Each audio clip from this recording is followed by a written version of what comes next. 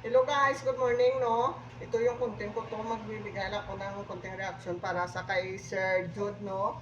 Na tinawag ka ng waiter ng sir dahil doon pinatayo mo ng 2 hours sa harapan mo, no?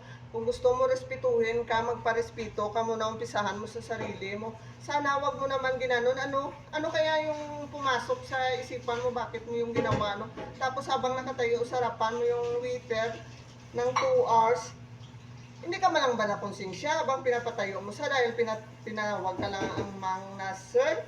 Tapos, respeto din yun. Kung gusto mo sana natawagin ka ma'am or madam, sana pinaritoke mo yung mukha mo na kamukha ni Ivana Alawi para natawagin ka talaga ng ma'am, no?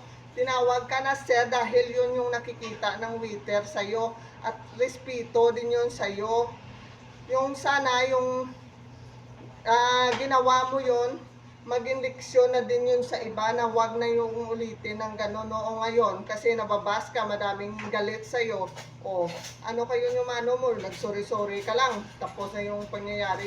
Kaya dapat natin palagi tandaan na bago natin gawin, pag-isipan muna natin ng ilang-ilang hundreds or libo na pag-iisip na kung tama yung ginagawa natin sa kapwa natin. Hindi na mataas yung antas natin, ganunin lang natin yung nakababa sa atin, no?